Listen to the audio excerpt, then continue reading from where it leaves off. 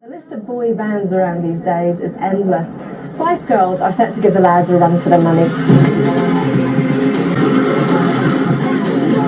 And we were on a mission to prove that girls are better than boys.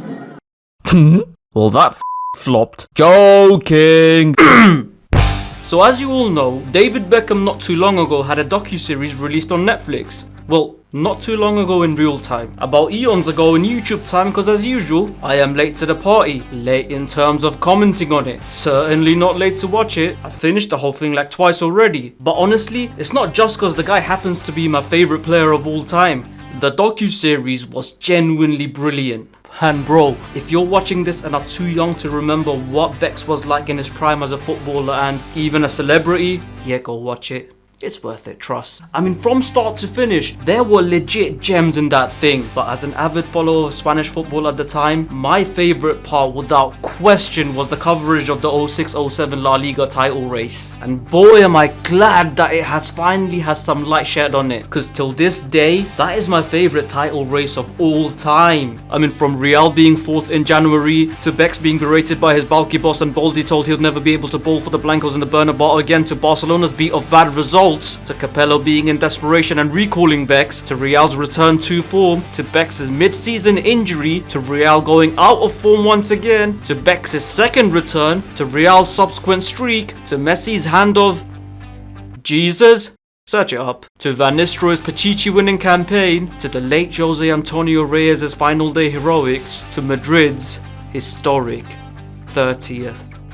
Man, I miss those days. Anyways, let's take our time to now address a couple of things that, personally, I couldn't give a about, but the social justice warriors out there seem to be livid over. They are 1. Becks not mentioning Qatar. Now look, in no way am I condoning how these men treat their migrant workers or just the way they are. But honestly, with how crazy these guys' lives were, I'm not sure if they were avoiding the topic or they just didn't deem it as that important. Which, let's be honest, is probably the wrong attitude. And I'm not defending Becks, but just saying if you're really mad about that situation, then you should also be mad at Messi for playing the most games in that World Cup tournament, Ronaldo for saying he feels no moral guilt over taking part, and yourself for increasing the BBC and ITV's, if you're in the UK, viewership of football being broadcasted from such a horrible place. So yeah, fuck Messi, fuck Ronaldo, and fuck you. And if you agree with all of that, then yeah, fuck Becks too. As for number 2, the Rebecca Loos affair.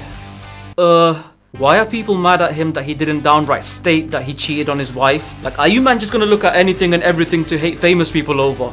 Use your fucking brains, man. Now look, machismo 101, real men don't fucking cheat. Like, in a roundabout way, I actually agree with Andrew Tate on this one. And if you're someone who doesn't know who that is, well, first of all, where have you been? And secondly, you remember in Toy Story 3 when Mr. Potato Head looked like he suddenly had a growth spurt? Yeah, Andrew Tate is basically this guy with cigars, shades, and the word perspicacious. You see, amidst all the garbage he spews out and some admittedly very good points, he said that real men should be in control of their emotions. And I agree with that.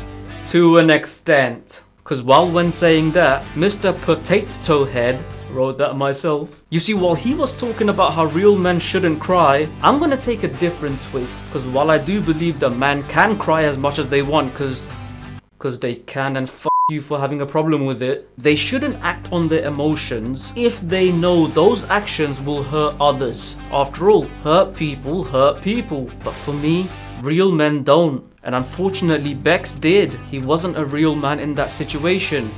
Allegedly. So for those who don't know, when Becks moved to Madrid in 2003, it kinda almost happened overnight. Meaning that his wife couldn't join him straight away because, you know, the kids have to go to school and all that. They are actual people, believe it or not. Now this made Becks feel lonely, homesick, and missed that sort of companionship that had gotten him through so much adversity that pre-existed his move to Madrid. And in turn, he slept with his personal assistant. Allegedly. Sorry, I have to say it. My lawyers are busy enough as it is. Man, I really shouldn't have fucked that little boy. And by the way, how weird is this? The lady who allegedly slept with Becks happens to be Piers Morgan's second cousin. Man, what is this earth? So, ignoring the irony of the fact that she is literally called Loos, this lady is a hypocrite. Like, brother, how can you go on national television and say that you still have feelings for the guy after practically ruining his life for money? Her reasons for doing it? Because she didn't want to be a side dish. What? Did she actually think that he was gonna leave his wife and 2 kids for her? Fucking come on, man. People actually believe this shit. Now, for those blaming Mrs. Beckham for this and saying, oh, you shouldn't leave Becks alone in Spain, you should know what men are like. Alpha males, bitches! Get a grip, will ya? Some of you man are pushing 40. Also, sidebar, since we are on the topic of Mrs. Becks, she actually comes across fairly well in that thing. Though, as a fan, I was kinda annoyed that she was pushing for the move to LA. Like, don't get me wrong, I understand her point. Again, she has kids. But I'll be lying if I said that when I saw her imply things like she was desperate to move to America, I didn't just sit there going, why are you here? But yes, again, I get her point.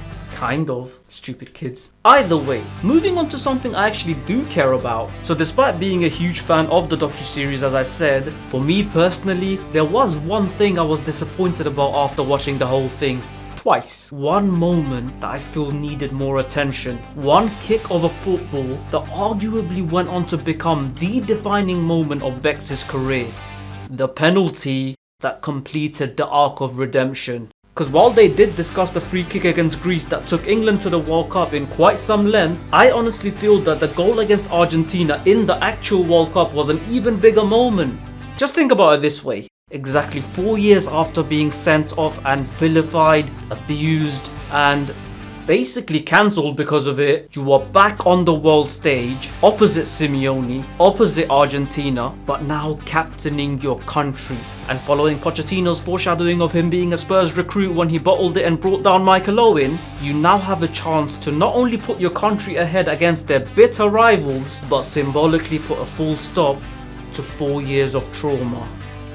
Man, it just gives me chills thinking about it. I'm such a fanboy. Also, his last England goal against Ecuador, which I predicted as it was happening by the way, that was pretty epic as well. Like, not only did he drag his country through another tense World Cup encounter, but in doing so, he became the first, and to date, only Englishman to score in 3 different World Cups. Yeah, I'm not gonna lie. The more I think about it, if you're someone who doesn't rate him as a footballer, you're a moron. Or just young. Same thing, to be honest. And yeah, that is that. Agree or disagree beats indifference. Once again, don't forget to like and share. Let me know what you thought about Becks' docuseries. Check it out if you haven't. And of course, subscribe. Till next time, you keep rolling.